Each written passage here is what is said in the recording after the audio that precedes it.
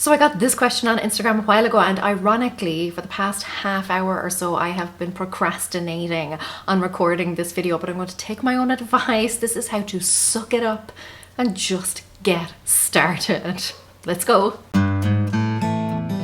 Hi guys, it's Laura, and I get a lot of questions about motivation. You know, how can you get started when you're lacking in motivation? What I want to say here, and this is so important, but motivation is not required for you to make a start. It is not an essential ingredient. You can start doing things, you can continue doing things, even if you are not motivated to do them. So never feel like a lack of motivation is somehow a hindrance to you achieving what you want to achieve. If you build some momentum, that will create motivation. You just need to get going and get that ball rolling. But how do you do that? How do you go from 0 to 60 or even 0 to 1? That's what we're going to discuss in this video. It's all about doing it anyway, but I have a lot of chores and errands and stuff that I want to do today, so I'm going to take you along with me and talk about all of the different ways that I get myself from sitting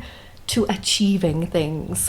Now, this first piece of advice is maybe something that you were not expecting to hear, but that is look at that task, that goal, whatever it is that you have been procrastinating on, and see if you can actually get rid of it. Like, do you really need to do this thing?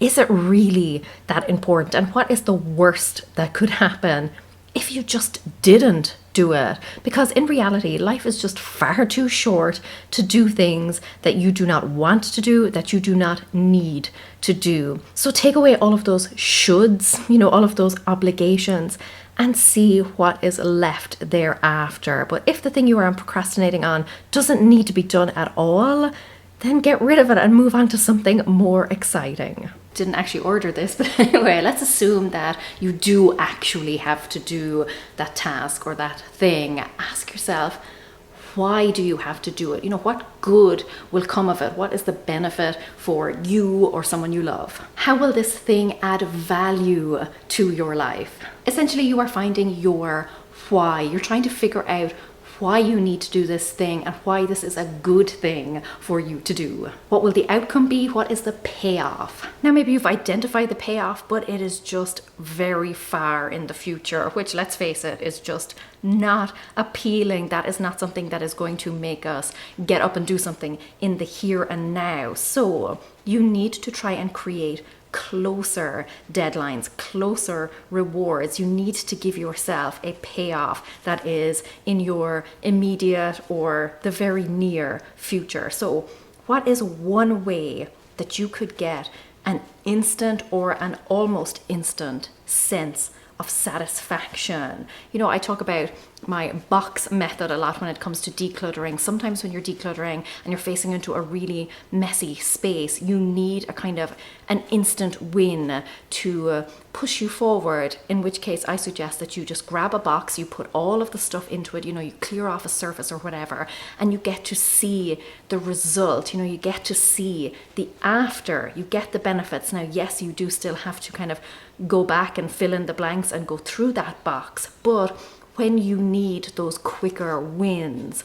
things like that, giving yourself a more immediate reward is a great way to push you forward. Again, it's all about building up that motivation. You won't always have it in the beginning, but by giving yourself some form of momentum, by giving yourself some form of reward, you can create that momentum and that motivation that will keep you moving forward and keep you wanting to do whatever the task is. Regular rewards will tell your brain, this thing is a good thing and I should keep doing this thing. Ready to be returned. But on the flip side of rewards, punishment can often be effective too. Now, obviously, I am not saying to punish yourself for something that you don't do that is outside of your control, or if you're having a bad day, a low energy day or whatever. No, that's not what this is about. This is more about the fact that humans are generally more motivated by avoiding something than we are by, you know, chasing something or wanting something. We are more driven by fear of a bad thing than we are desire for a good thing. So all of those what's the worst that could happen if you didn't do this, all those types of things, they can motivate you. Keep those in mind, because those are the things that you want to be moving away from. Those are the things that you definitely do not want to achieve. So keeping those in mind can kind of act almost as not a punishment, but something that you know could happen if you didn't actually do this thing. And that can sometimes spur you on. Now, I am more in favor of the reward system. I think that's a better system. But the reality is that sometimes punishments or a fear of punishment does motivate us that little bit more. So I'm just saying, maybe keep them in mind. Now I'm going to pack up the car. I want to return this. It's some clothes that I bought that just, no, they don't, no. I've got some donations to drop off the charity shop, and I have some library books to return.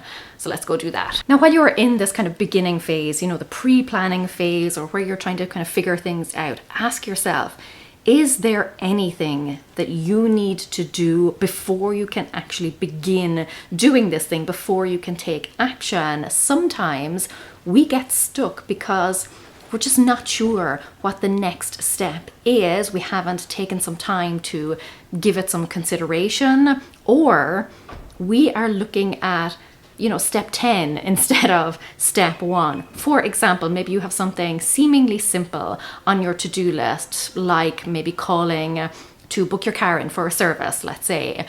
But the reason that may have been sitting on your list for weeks on end is because perhaps you don't have the number for a local garage, or you want a recommendation from a friend or something like that. There may be an intermediate step that you need to take first. Now, that's kind of a silly example, but very often we have things on our to-do lists that really are kind of more of a down the line sort of thing. There are various different things that we need to do first before we can complete that particular task. So ask yourself, is there anything that you need to do before you can start taking action on that particular thing? Is there an intermediate step that you need to take first? That should not have been as much of a workout as it was, but following on from that, you want to make sure that you break the task down into small steps. Now, when I say small, I mean teeny tiny. If you do not want to do the first step, if that is your hurdle that you are trying to overcome, you want to break that down even more. You want to break it down to a point where you basically humiliate yourself into doing it. There is no way that you could not do this first step. For example, maybe you want to work out. All you're going to do is tie up your hair. That's it. You're just going to tie it back. That's your first step. If you want to declutter a certain area, all you're going to do is go get yourself a trash bag and a box, and you're going to bring them to the space. That's it. That's your first step. Now, it might seem ridiculous, but again, it's building that momentum that is going to create motivation for you. If the first step is too hard, break it down. Take a smaller step. At least you're making progress. And generally, once you have taken that first teeny tiny step, then you're kind of like, okay, I'll just keep going because this wasn't that hard. But maybe you do decide, you know what?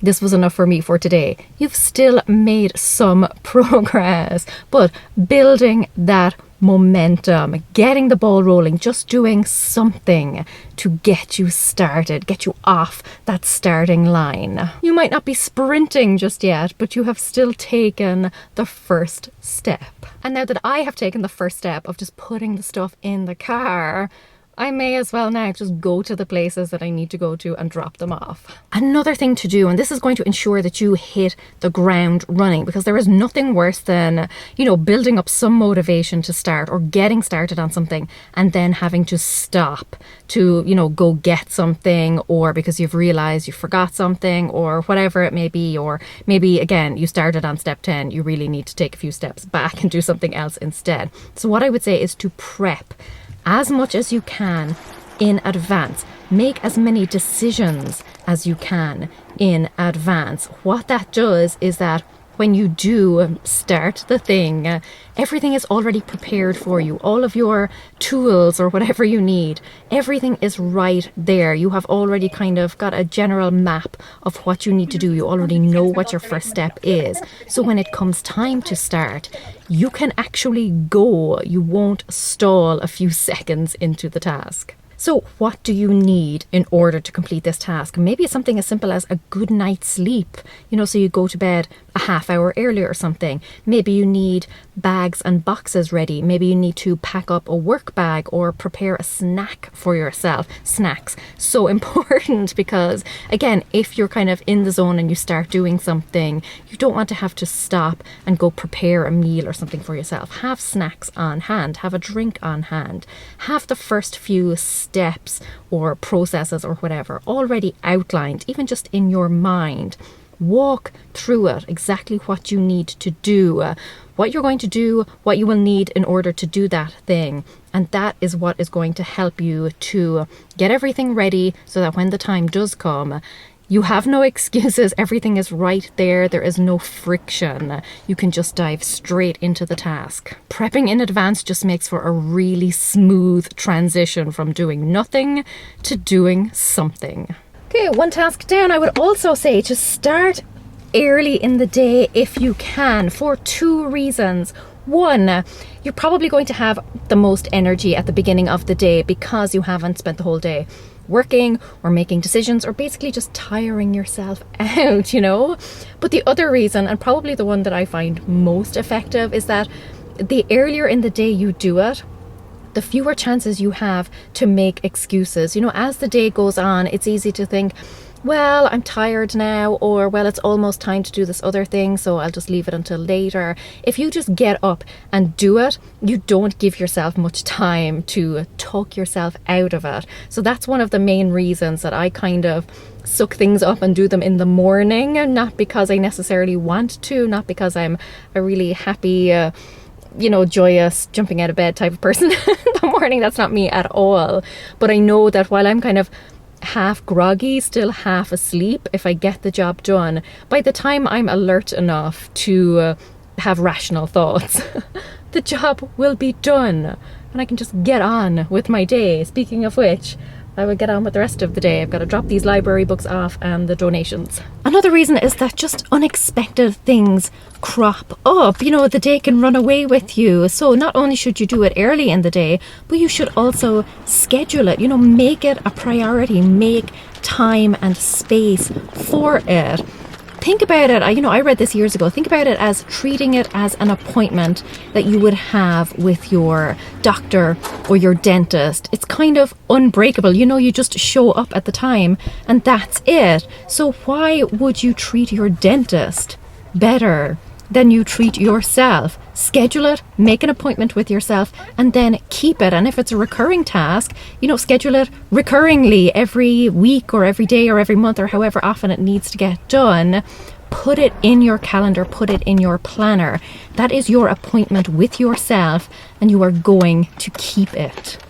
Okay, I'm back and I have brought you down here, back to this little sign that I pointed out at the beginning of the video, but it's because I want to talk about it a little bit more. This is basically my mantra. Do it anyway. This is for those times when I am giving myself those excuses for not doing something and I look at my sign and I think, do it anyway, because excuses do not prevent you from actually taking action and doing the thing. Not wanting to do something does not mean that you can't or shouldn't do it. Take your feelings out of the equation. They have nothing to do with getting stuff done. Excuses and whining and complaining, they're for children, okay? They're for whiny children. That is not you. You are an adult now. It's time to pull up your pants and do the thing. Speaking of which, I have to empty the dishwasher and tidy up the kitchen a little bit, and but not a whiny child, grown woman. Pants pulled up. Let's do it. Now, accountability can help if it is a supportive friend. There's no point just telling everyone I feel like willy-nilly. If you announce it on social media, do you really feel accountable to hundreds of anonymous people? No, you're going to feel more accountable to a supportive friend, someone who is going to encourage you. And bonus points if they are also doing it with you. So like maybe decluttering, like exercising, something like that. It's just so much harder to back out of something when there is someone showing up at your door, when there is someone calling you, when there is someone waiting for you somewhere. If you've got somebody who is expecting you to be there, or expecting results from you, expecting to hear from you with, an update, a progress report, if that is someone that you love and trust, you are much more likely to want to do it, to get involved and to make them proud and to show up for them and for yourself. Sometimes it's easy to let ourselves down, which is unfortunate, but it's harder to let down a close friend. If you know that they are rooting for you, that they want you to succeed, that is what is going to make it more likely that you will actually hit that finish line, or at least get you across the starting line. Now, this next tip works in two ways, and one of them is kind of related to the dishwasher, but that is to set a timer. Now, this works in more than just one way, like I said. The first is that, yes, if you set a timer for, let's say, even just 2 minutes, and you jump in, it gives you that deadline. You know that you only have to suck it up and suffer for a very short amount of time, like 2 minutes or even 30 seconds, if it's something really horrible. But it gives you that motivation, it gives you that race against the clock mentality, and knowing that there is a finish line very soon, like in your almost immediate future, that can give you the motivation to start. But also, something that I discovered, because I hate emptying the dishwasher, hate it, just an irrational hatred of it. But one day I set a timer to see how long it actually took me, because in my head it was this horrible never-ending process. But I timed myself, it only took 2 minutes. And from that moment on, I had fewer excuses not to do it. I knew that it was going to be a really quick process. I knew it was going to only take me about 2 minutes. So it stopped me from giving myself those excuses. If I had 2 minutes to spare, I did it. So think about it it's not just in terms of setting a timer, actually setting a timer, but there are lots of natural timers as well throughout your day, and sometimes they're even better, because let's say it's an ad break in the middle of a TV show you're watching, or even in the middle of a YouTube video that you're watching. It comes on not that you're not expecting it, but it comes on pretty suddenly. So again, you can just get up, race around and do what you need to do and get back to the couch or your chair, because when you're not really expecting it, again, you don't have that time to give yourself excuses. You don't really have that time to talk yourself out of it. You just get up and go because you know you have to be back by a certain time. Same with things like boiling the kettle, running the microwave or something. You just click the button and then you go and do what you need to do and then get back. Timers for everything. Love them. Now, as well as specific timers, you can also build in some form of deadline. So that could be maybe announcing a yard sale. It could be inviting your guests over if, cleaning your house or something is one of those things, or, tidying up your front yard or something. You could also order a pickup, schedule someone to come to your home and collect all of those boxes of donations. So giving yourself some form of deadline, some form of hard end time when you have to get it done, that can really help as well. I think most of us work better to a deadline, or certainly when we know there's a deadline coming, we know we have to knuckle down and just get the work done. If one doesn't already naturally exist in whatever project you're taking on, then create one for yourself. And I want you to start building that kind of positive loop with yourself, setting really small promises, promising yourself that you will do a really small task, going and doing it, and then kind of building up that confidence, building up that trust in yourself. You're making a promise, you're keeping it, and it reinforces the idea that you are a person who shows up. You are a person who keeps their promises and gets things done. Never underestimate how powerful that can be, because very often it's our mindset that talks us out of doing things. We have this loop in our head that says, no, I have failed at this before. I'm no good. I always kind of back out. I always start strong and then I'll give up.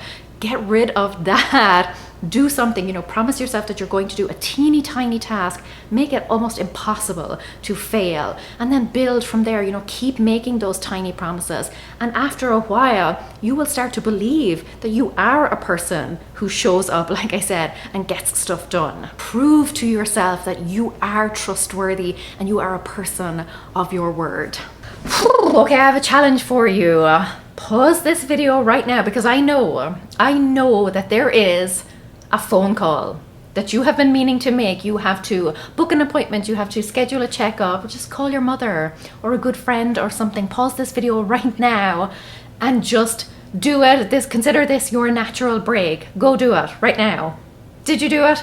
Great, you made that promise, you kept it. Now it's time to kind of keep the ball rolling, build up that motivation, because I have plenty of other videos that are going to give you that boost, give you that kick that you need to get started and then to keep going to the finish line. So I'm going to link that for you, but until next time, Gurav Mila Mahagwev, Agus Feki Meishu Shigalua, Sloan, sucked it up and did it. Wow.